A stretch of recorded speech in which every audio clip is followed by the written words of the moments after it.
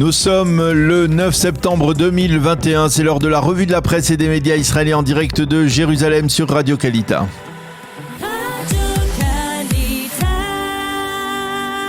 Oui, nous retrouvons à Jérusalem notre correspondant Daniel Haïk et comme il fallait s'y attendre, Daniel, la manchette et l'intégralité de la première page des deux principaux quotidiens israéliens de cette première édition de l'année 5782 sont consacrés à l'évasion donc des 6 terroristes palestiniens. Et oui, là n'a pas de surprise et ce matin en manchette du Yediot Aharonot, une immense photo qui en dit bien plus long que beaucoup de paroles. Cette photo nous montre le mur de l'enceinte de la maison d'arrêt de Gilboa et à 2 mètres à peine de ce puissant mur de béton, un trou fait dans la terre, un trou étroit mais suffisant puisqu'il a permis à 6 terroristes de s'évader de cette prison. Et le Yediot Aharonot titre « Voici la photo de l'échec » et en surtitre « Les terroristes courent toujours ». Quant au Israël Hayom, eh bien il résume cette évasion en 2 mots et 2 photos. Celle de ce même trou modeste, donc de ce tunnel qui a permis aux terroristes de s'échapper, et celle des jeeps de la police et de l'administration pénitentiaire qui sont à la poursuite des fugitifs. Les 2 mots qui résument pour le Israël Hayom le mieux la situation sont la bavure et la poursuite. La bavure, eh bien, ce sont ces terroristes qui ont pu creuser un tunnel à partir des toilettes de leurs cellules, qui ont rampé sous la muraille de béton de leur prison pour en ressortir sans que personne ne s'en aperçoive. Quant aux recherches, eh bien, elles n'ont encore rien donné. On suppose que les 6 évadés ont réussi à rejoindre au moins les territoires palestiniens. Alors bien sûr, ce matin, les quotidiens reviennent sur ce qui s'est passé dans la nuit de dimanche à lundi, mais en raison des 2 journées de Rosh Hashanah, la presse dresse aussi un acte d'accusation en direction de l'administration pénitentiaire. Oui, Lana, les quotidiens expliquent que cette évasion exceptionnelle a provoqué d'abord un terrible malaise au sein de l'administration pénitentiaire, bien on le comprend, et ensuite de profondes inquiétudes sur le plan sécuritaire en Israël. Les journaux brossent d'abord les portraits des évadés. 5 d'entre eux sont des figures du djihad islamique qui ont commis de graves actes terroristes. Le 6e, c'est Zahariah Zbaïdeh, qui est presque une vedette, si l'on peut dire entre guillemets, terroriste en Israël. Il était commandant des brigades d'Al-Aqsa du Fatah et était considéré comme le responsable de l'attentat contre le bureau du Likoud à Beth Shean en 2002, au cours duquel 6 Israéliens avaient été tués. Les quotidiens énumèrent la série de bavures enregistrées durant la nuit de dimanche à lundi. Le Haaretz pose dans sa page d'ouverture les questions que beaucoup d'Israéliens se posent. Comment les terroristes ont-ils pu creuser ce tunnel vers leur liberté? Pourquoi l'espace qui se trouvait sous les cellules n'a pas été comblé? Comment l'une des gardiennes qui était censée surveiller le moindre mouvement suspect a-t-elle pu s'endormir à l'instant précis où les 6 évadés sortaient de leur tunnel? Et pourquoi 90 minutes se sont écoulées entre l'instant de la sortie et celui où l'alerte a été donnée? Et puis les quotidiens dans leur ensemble font état de la très vive tension qui règne actuellement dans les maisons d'arrêt justement, mais aussi en Judée et en Samarie.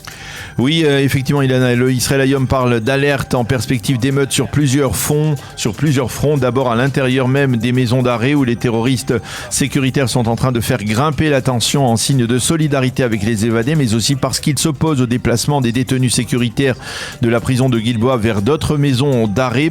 Ensuite, en Judée et en Samarie, où les heurts entre Palestiniens et forces de sécurité se sont intensifiés, obligeant l'armée à prolonger le bouclage des territoires, un bouclage qui avait été instauré à la veille de la fête de Rosh Hashanah et qui devait être levé hier soir. Il sera prolongé jusqu'à samedi soir à minuit.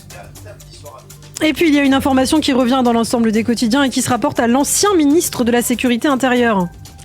Oui, il s'agit de Gilad Ardan, qui est aujourd'hui l'ambassadeur d'Israël à l'ONU et qui, lorsqu'il était ministre de la Sécurité intérieure, avait exigé en 2019 de durcir considérablement les conditions de détention des détenus sécuritaires palestiniens. Ardan avait adopté les conclusions d'un rapport qu'il avait lui-même commandé. Ce rapport réclamait l'arrêt de l'autonomie dont bénéficient les détenus sécuritaires, l'arrêt de la séparation entre détenus du Hamas et détenus du Fatah, la suppression de la fonction de porte-parole des détenus sécuritaires à l'intérieur de la maison d'arrêt. L'arrêt également de sommes colossales qui sont déposées dans les caisses des détenus par l'autorité palestinienne ou par leur famille. Et puis l'arrêt de ces fameux grands repas qui sont préparés dans l'enceinte des cellules. Et enfin, une restriction de la consommation exagérée des terroristes en eau. Au bout du compte, aucune des conclusions de ce rapport n'a été mise en application. Et on va se pencher à présent sur ce qu'écrivent les éditorialistes israéliens dans leurs commentaires sur cette évasion. Oui, nous commencerons par ceux du Israël Hayom pour Itzik Saban. Cette grande bavure est le reflet des problèmes sécuritaires qui sont récurrents dans les deux grands organismes sécuritaires que sont la police d'une part et l'administration pénitentiaire de l'autre. Nous n'avons jamais assisté autant de défaillances que ces derniers mois, affirme donc Itzik Saban. Et pour Dan Shiftman, cette évasion est une humiliation d'envergure qui doit entraîner sans délai une grande révision du système dans les prisons, mais aussi au sein de la police. Pour Karni Eldad, cette évasion est une occasion en or pour réviser totalement les conditions de détention des terroristes. Plus de télévision, plus de copains qui sont détenus ensemble dans la même cellule, plus de repas festifs. Il est temps de mettre de l'ordre, selon elle, dans ce dossier. Quant à Yoav Limor, eh bien, il écrit toujours dans le Israël Hayom que ce qui a débuté comme une terrible défaillance de l'administration pénitentiaire risque de se transformer en un véritable soulèvement dans les prisons israéliennes et en émeute en Judée et Samarie, à Gaza et peut-être même dans les villes mixtes comme à Lod, Ramleh et Yafo, également dans l'est de Jérusalem. Et puis enfin, pour terminer cette revue de la presse, Daniel, que peut-on lire dans les Yediot Aharonot ce matin ? Eh bien, on peut lire l'éditorial de Ben-Dror Yemini qui parle de négligence qui remonte à de nombreuses années dans l'administration pénitentiaire. Cela fait trop longtemps, écrit-il, qu'Israël préfère fermer les yeux face aux problèmes graves plutôt que de les confronter. Yossi Yehoshua abonde dans son sens et parle du prix qu'Israël paye maintenant pour s'être adonné au plaisir du silence sécuritaire. Et il dresse un lien très clair entre les émeutes de mai dernier dans les villes mixtes et cette terrible défaillance des renseignements face à cette évasion. Lior Luto, lui, nous suggère de regarder en direction de la bande de Gaza. Cette bavure nous oblige à reconsidérer toute notre stratégie envers le pouvoir du Hamas dans la bande de Gaza. Enfin, Michayat Ali s'insurge contre les conditions de détention luxueuses, écrit-il, des terroristes palestiniens dans les maisons d'arrêt israéliennes. Ce sont des conditions stupéfiantes et inconcevables, inadmissibles.